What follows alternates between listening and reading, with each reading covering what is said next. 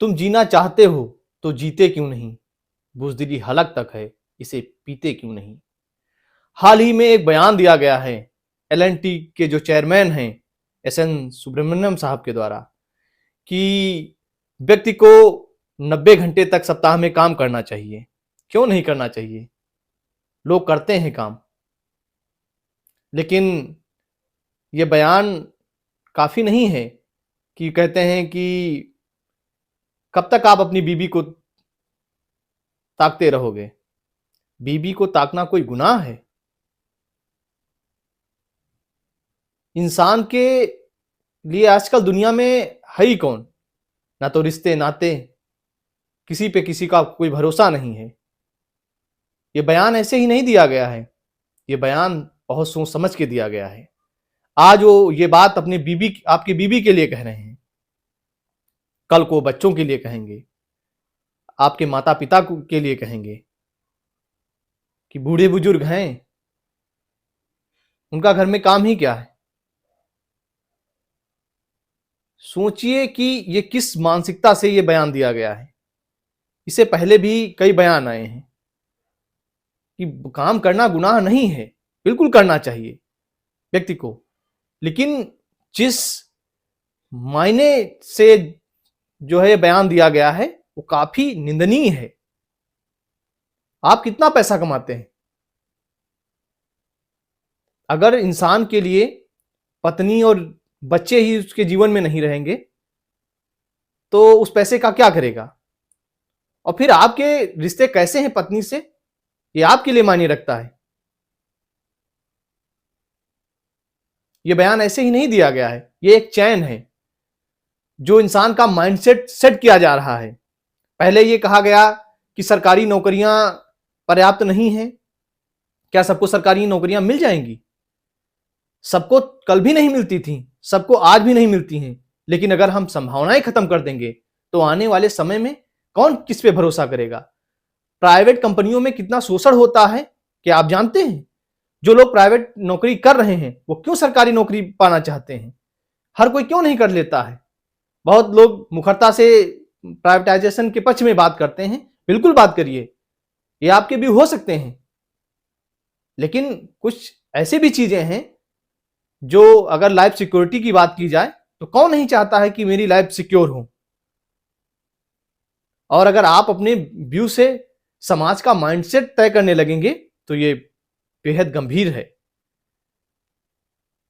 अगर आप इन सब चीजों का विरोध करना शुरू नहीं किए तो वो दिन दूर नहीं है जब इनकी सोच के चंगुल में आप फंस जाएंगे। आने वाले समय में ऐसी ऐसी बीमारियां हैं, डिप्रेशन है, जिससे इंसान जूझ रहा है, उनकी कोई सुनने वाला नहीं है।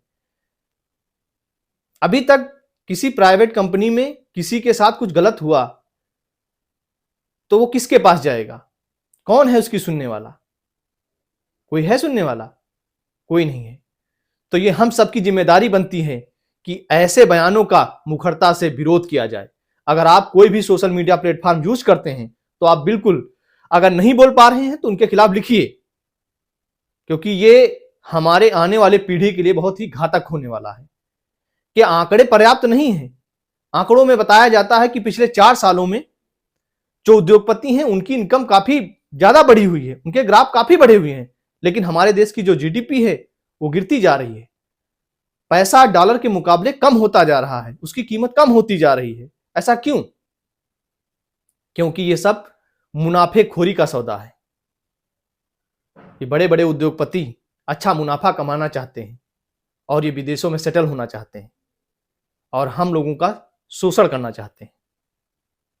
तो ये हम सबकी जिम्मेदारी है कि ऐसे बयानों का विरोध किया जाए। अगर नहीं कर पा रहे हो तो वो दिन दूर नहीं है जो आने वाली आपकी पीढ़ी, मिडिल क्लास, ये सत्य है कि उसका शोषण कल भी होता आया था और आज भी हो रहा है।